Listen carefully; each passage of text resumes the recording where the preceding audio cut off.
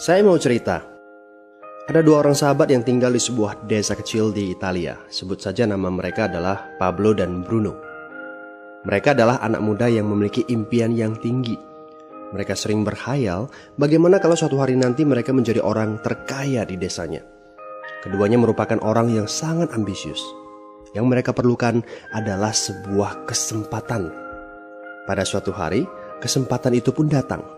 Kepala desa memutuskan untuk mempekerjakan kedua anak ini untuk membawa air dari sungai ke sebuah penampungan air di tengah desa. Keduanya masing-masing membawa 2 buah ember dan segera menuju ke sungai. Menjelang sore, keduanya telah mengisi penampungan air sampai penuh. Kepala desa menggaji mereka masing-masing berdasarkan jumlah ember air yang mereka bawa. Wow, Pablo dan Bruno senang sekali. Ini berarti impian mereka akan segera terkabul. Mereka sulit percaya jika mereka bisa mendapatkan rezeki sebanyak ini. Mereka bekerja lebih keras lagi setiap hari agar bisa mengangkut air lebih banyak. Namun, Pablo mulai merasakan ketidaknyamanan.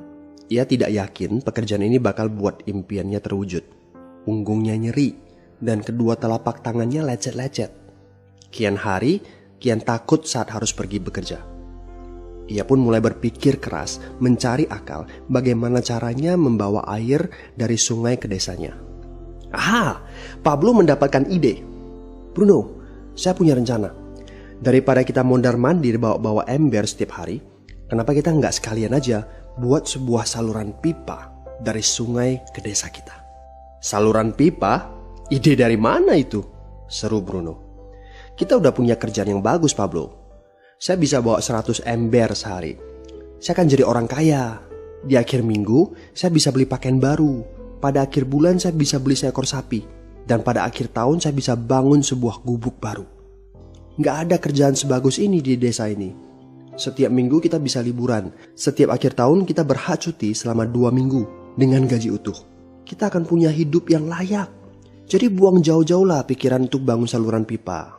Tapi Pablo tidak putus asa. Ia akhirnya memutuskan untuk bekerja paruh waktu. Ia tetap bekerja mengangkut ember-ember air. Separuh waktunya, serta di akhir pekan, dia luangkan waktu untuk bangun saluran pipanya. Hal itu tidak mudah. Penghasilannya otomatis menurun dan dibutuhkan waktu 1 hingga 2 tahun sebelum saluran pipanya bisa menghasilkan sesuatu yang berarti. Bruno dan orang-orang desa mulai mengejek Pablo. Dia menyebutnya Pablo si manusia saluran pipa. Bruno yang berpenghasilan hampir 2 kali lipat dari Pablo terus memamerkan barang-barang baru yang berhasil ia beli. Sapi, keledai, pakaian, sepatu baru, gubuk bertingkat 2. Bruno bisa makan mewah di kedai. Orang-orang di desa menyebutnya Tuan Bruno. Sementara Bruno berbaring santai di sore hari pada akhir pekan, Pablo terus saja menggali saluran pipanya. Pada bulan-bulan pertama, Pablo memang tidak bisa menunjukkan hasil dari usahanya. Pekerjaannya memang sangat berat, bahkan lebih berat daripada kerjaan Bruno. Karena Pablo juga harus bekerja pada malam hari. Demikian pula di akhir minggu.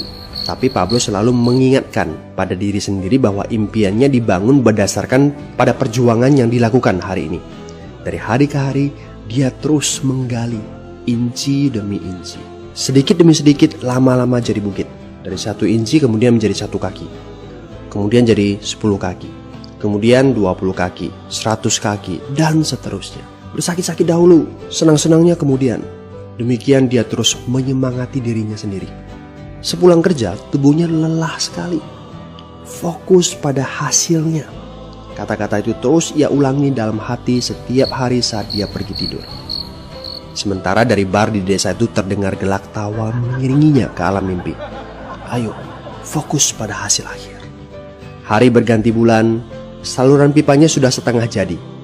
Saat beristirahat, Pablo melihat dari jauh sahabatnya Bruno yang terus saja mengangkut ember-ember. Bahu Bruno tampak semakin lama semakin membungkuk. Dia menyeringai kesakitan. Langkahnya semakin lamban akibat kerja keras setiap hari. Dia semakin jarang bersantai-santai di tempat tidur gantungnya. Dia lebih sering terlihat di bar, duduk dengan wajah letih dan murung. Saat pengunjung bar melihat Bruno, mereka saling berbisik. Hei, ini dia Bruno si manusia ember. Dia lebih suka duduk sendiri di sudut yang gelap ditemani botol-botol kosong di sekelilingnya. Akhirnya, saat bahagia Pablo pun tiba. saluran pipanya sudah rampung. Orang-orang desa berkumpul saat air mulai mengalir dari saluran pipanya menuju ke penampungan air di desa. Sekarang, desa ini sudah bisa mendapatkan pasokan air bersih secara tetap. Pablo tidak perlu lagi membawa ember. Artinya, airnya akan terus mengalir, baik dia sedang bekerja maupun tidak. Air itu mengalir saat dia makan, saat dia tidur. Air itu mengalir di akhir minggu ketika dia asyik bermain. Semakin banyak air yang mengalir ke desa itu, semakin banyak pula uang yang mengalir ke kantong Pablo. Apa moral dari cerita ini? Pertanyaan yang paling penting untuk kita renungkan adalah, siapakah Anda? Seorang pembawa ember atau seorang pembuat saluran pipa? Apakah Anda hanya mendapatkan penghasilan jika Anda datang ke tempat kerjaan, seperti Bruno pengangkut ember? Atau Anda termasuk orang yang bekerja hanya sekali saja, kemudian Anda dibayar terus-menerus, seperti Pablo pembuat saluran pipa? Jika Anda termasuk orang kebanyakan, itu berarti Anda bekerja dengan menggunakan pola pembawa ember. Anda membarterkan waktu untuk mendapatkan uang. Maksudnya, bekerja 1 jam dibayar per jam, bekerja 1 bulan dibayar per bulan, bekerja setahun dibayar per tahun. Masuk akal kan? Masalahnya, dengan sistem pembawa ember, masuknya uang akan berhenti saat kita berhenti bawa ember. Artinya pendapatan kita hanya sementara alias tidak langgeng. Kalau di suatu pagi Bruno bangun dan punggungnya terasa sakit, sehingga dia tidak bisa bangkit dari tempat tidurnya, berapa uang yang akan dia dapatkan hari itu? 0 besar.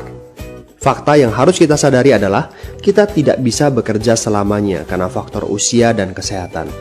Jika kita tidak sanggup membarterkan waktu kita, maka kita tidak akan mendapatkan uang. Pablo jauh hari sudah menyadari keterbatasan ini. Karena itulah dia langsung berpikir untuk menciptakan suatu sistem yang memungkinkan dia untuk terus mendapatkan bayaran baik dengan cara barter waktu ataupun tidak. Pikirkan ini. Bagaimana dengan Anda? Anda mau apa kalau besok penghasilan Anda berhenti? Apa yang akan terjadi kalau Anda dipecat? Apa yang terjadi kalau kemudian Anda sakit atau cacat sehingga tidak bisa membawa ember lagi? Bagaimana seandainya perawatan kesehatan yang mendadak yang harus Anda jalani menghabiskan uang tabungan Anda? Apa yang terjadi bila uang tabungan Anda itu langsung menguap dalam semalam? Kalau penghasilan Anda berhenti besok, untuk berapa lama Anda bisa membayar hipotek Anda? Cicilan rumah, mobil Anda, ataupun untuk biaya sekolah anak-anak Anda? 1 tahun, 6 bulan, 3 bulan, atau 3 minggu? Jelas. Apakah Anda bekerja sebagai penyapu jalan, bekerja di kantor, punya jabatan tinggi, atau memiliki toko, seorang profesional di bidang tertentu, tetap saja Anda membarterkan antara satuan waktu dengan satuan uang. Apakah dengan cara demikian Anda akan aman?